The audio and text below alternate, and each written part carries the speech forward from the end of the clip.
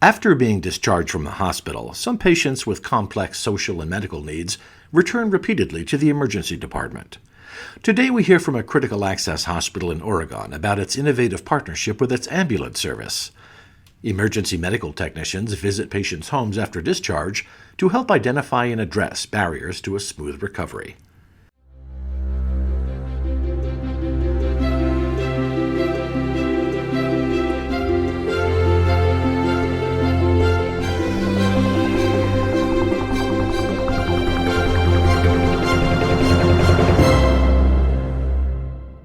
Welcome to Advancing Health, a podcast brought to you by the American Hospital Association. I'm Tom Hedderly, senior writer in AHA's Washington office, and your podcast host.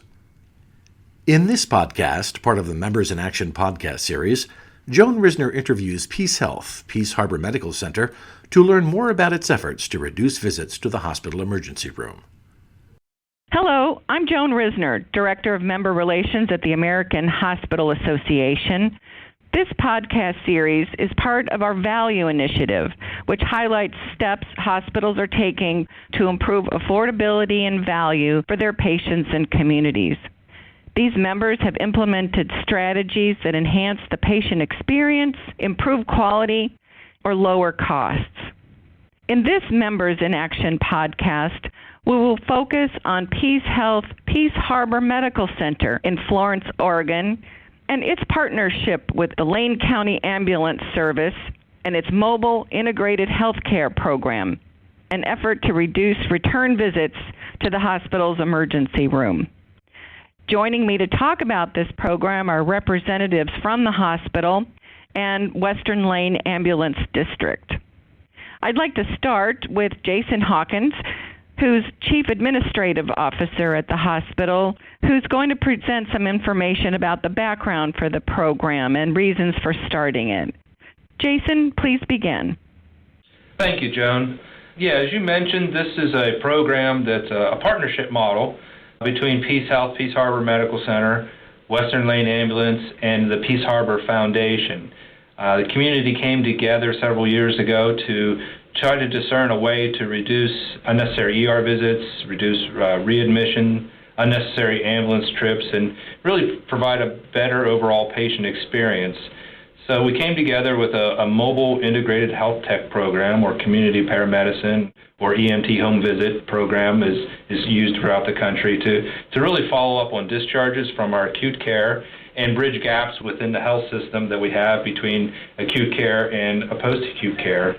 So we came together with this program. The foundation helped sponsor it for the first 2 years, as well as PeaceHealth, and really wanted to see what we can do to improve those experiences. And certainly would like to turn it over to Chris Martin, our community paramedicine person, and he can share some of the details. Thank you for having me on the podcast. Normally what we'll do in the morning, we'll have a meeting first thing in the morning, and the discharge planners are there. Sometimes the hospitalists are in there. There's a lady from the EED. She's the community relations person. She works down there. We'll all have a meeting. We'll discuss. We'll go over every patient that is admitted to the hospital at this time and figure out what their needs are, if they need for me to go out there, if they're at high risk for readmissions. And then at that point, as soon as they are identified, I will go see them in the hospital, introduce myself, and then whenever they're discharged, we'll get them on my schedule to go out there and do a home visit and discuss their medical issues and medical problems. And while I'm out there, I will do a home safety check and make sure that they have smoke detectors in there, they have the proper food, that they know how to take their medicine, what their plan is to take their medicine correctly, why they're taking that medicine. And then depending upon how that meeting goes and what their needs are, sometimes I will go back out once a month, sometimes bi-monthly, and sometimes weekly. I'd like to add that certainly I think we have a distinct advantage here in Florence, that the fact that we kind of have a micro network of a critical access hospital, our primary care providers, the ER service, inpatient service, the home health, a single health record allows us to be communicating as well, and really having the Western Lane Ambulance District right here on campus it just created that micro network where we have the ability to not allow these patients that fall between the cracks. So getting this funding model in place by our foundation and PeaceHealth really allowed that to occur. So, Dr. Foster? This is Dr. Foster. I'm the emergency department director, and just wanted to add a few things.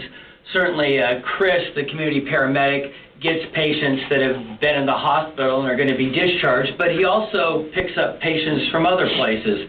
We might have patients that keep coming to the ER repeatedly, don't get admitted to the hospital, but we're asking ourselves, why do they keep on coming back to the ED? And it's often issues that aren't going to be fixed in the ED and issues that aren't going to be fixed in the hospital, and we can assign these patients to Chris, and he can go out there and hopefully identify often lack of understanding about taking their meds that keeps them coming back to the emergency department. And there are other ways that patients get funneled into Chris's schedule. They can come from the inpatient service, they can come from the ED. Primary care docs can refer patients that they have concerns about. The ambulance service can refer patients to him. There are patients that the ambulance might go out on, and up until this point, the only option they've really had is to transport the patient. And with Chris, they've been able to identify some patients that really don't need to come to the ED all the time, every time they call the ambulance. And by having Chris go out and see those patients, it's greatly reduced those patients repeatedly calling the ambulance. So patients are coming to Chris from all aspects of the healthcare system locally here. Well, it does sound as though you have a very thorough program, and I know you've had some great success. The impact on patients has been wonderful and have some really solid outcome measures to share. Dr. Foster, let me turn it back to you to start bragging a little bit about the impact that the program has had. Well, from an emergency department perspective, we certainly have had a decrease. I mean, I hate to use the term, but frequent flyers, friendly faces, people that come to the ED, and they don't necessarily need to be there. And, there's patients like, 6 months after Chris started, ED docs are going, well, I haven't seen that person for a while, Well, I haven't seen that person for a while. And then as we started looking at the numbers, I mean, we had some patients that, like in the 6 months before Chris saw them, they had, up to 10 ED visits. And in the 6 months after he saw them, down to 1 or 2. And there were some patients where there wasn't that drastic an impact, but almost every patient that Chris got involved with, if you looked at their number of hospital admissions, ED visits in the 6 months prior and the 6 months after, in almost all cases, there was a decline. It might have just been 1 or 2 visits, though it could be substantially more. There was a few outliers. I don't know what happened. Maybe Chris encouraged a few people to come to the ED, but in general, the trend was very much a decrease in number of ED visits before and after, and also in admissions. And I know, Chris, you've got some of those data on outcomes measures. Could you share some of those numbers with us? Certainly. One of the other people that we did help out was palliative care, which we didn't initially start out with, but soon recognized that they needed some assistance too. They actually increased their number of patients that they saw from 85 to 100. And with me helping them, we are able to reduce the number of ED visits down to 4.5 per month. And I saw about 187 of their patients that I saw starting in March through December. There was about a 50% reduction on their ED visits that they were having to send in because of I would go out there, visit them, talk to the doctor that was involved in the care, and we could prescribe medicine or see whatever else needed to get done. I would go out and could draw labs for them so that way they wouldn't have to come into the lab or even go into the ED to get stuff done, and a lot of times we could get it done in outpatient.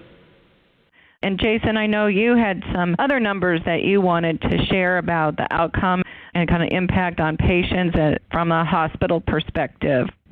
Yeah, I think it's important. This is really our first 12 months. We're only 1 year into the program, so we're learning quite a bit. But when you look at the 500 visits or so that we saw in the first year, and we extrapolated about 60 clients from that, When you look at those 60 clients that Dr. Foster was talking about, we saw a 200% reduction in ER visits and a 200% reduction in readmissions for those patients. So basically it equates to, for every dollar we've invested in this program, we've saved healthcare costs fivefold.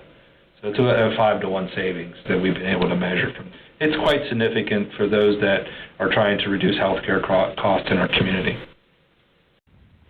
I think Matt House wants to say a couple words here. Hi, Joan. I'll try to be short and brief.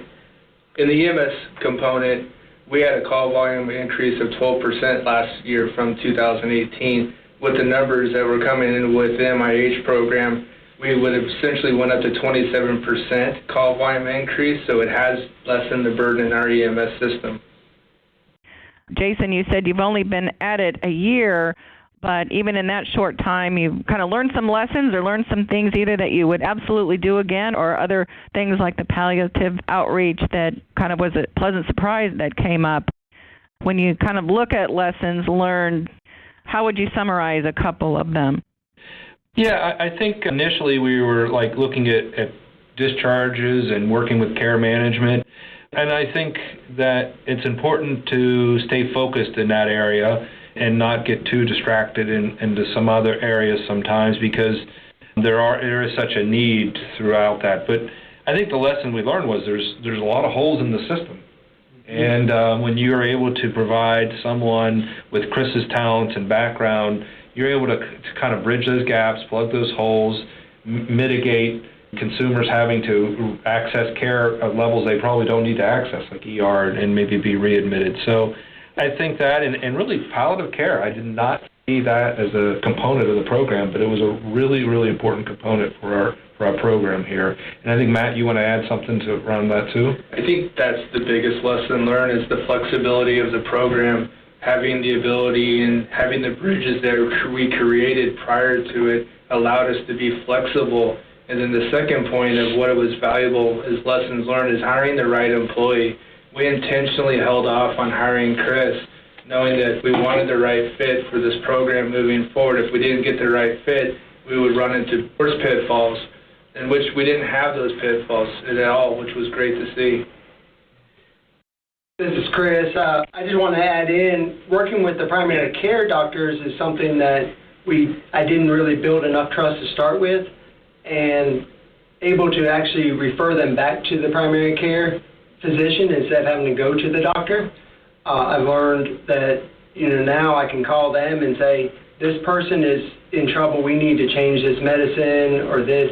And at first they were kind of reluctant, but as I built the trust in on it, then they were able to now, just like palliative care, they went off my word and went ahead and changed the medicine. That helped reduce some of these readmissions and visits to the ED. And the social work aspect of it is a very big need. People need the help there. There's not enough social workers around, as pretty much nurses and doctors and everybody else, but they have a problem, but they don't know who to reach out to or who to contact. So part of my visit, I would go out there and we would talk about their needs, and I have a list of references and whatever they need. If they needed food, if they needed somebody to help clean their house because they can no longer do that, we can get them connected to whoever they need to get connected to. This is Dr. Foster chiming in on lessons learned, and several people have mentioned the flexibility of the program, and that is certainly one of its greatest strengths, and also one of the difficulties, and maybe it moves on kind of to the next question of lessons learned, but there's currently no way, at least in Oregon, to bill for community paramedic services. So his salary totally came out of money that the community raised, the hospital found. It's not a billable service. And that cuts both ways. It's great in the sense that we can have him go see anybody. I mean, there are certain patients that don't qualify for home health, but they should have a home health visit, but they can't because if they don't meet criteria. Chris can go and see them, and that prevents them from coming back to the ED and getting readmitted. At the same time, he can't bill for any of this, and so it kind of cuts both ways. But having that flexibility has allowed him to see patients that would have fallen through the cracks if we had to go based on what home health and other established services could do. Well, you certainly are off to an ambitious start, and yet when you think to the future, Jason, let me invite you back into the conversation to say if you have any thoughts or things that are on your wish list about where you see this initiative going in the future. Two things come to mind. First is really expanding beyond our discharges from PeaceHealth, Peace Harbor, and any discharges from any other organizations back to the Florence service area, so that we can prevent any readmissions and make sure that those folks are landing in their homes correctly and those kind of things. So we want to start to work with some of the tertiary care facilities as they refer back and discharge back into our community. And then secondly is really back to what Dr. Foster was saying and really what Matt House has been saying is, this is a 2-year program. Be able to demonstrate that we are saving money and find sustainable funding streams.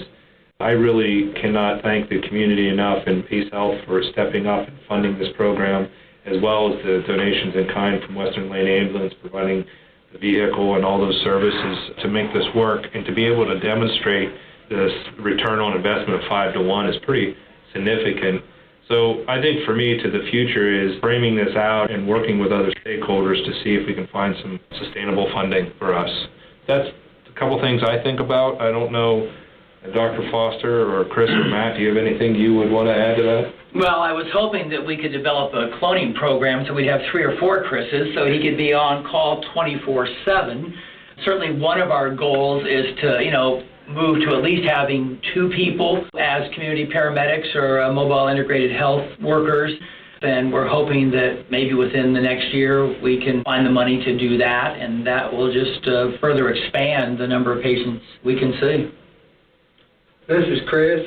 Just want to add in too just to keep the trust with the primary care physicians, because they are a very integral part of this whole program, because they know the patients better than the hospitalists and the ER and everybody else, because they deal with them all the time. And just making sure that we keep that trust up.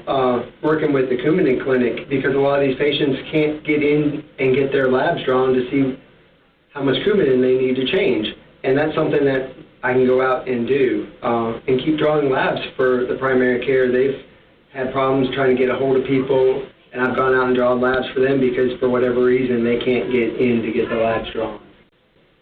Well, it certainly does sound as though the mobile integrated healthcare outreach is having a significant and positive impact at Peace Harbor Medical Center and for the Lane County residents. So thank you, Jason, Dr. Foster, Matt, and Chris, for joining us today and sharing more information about this important program. It truly is an excellent example of redesigning the delivery system to decrease cost, improve quality, and above all, improve the patient experience.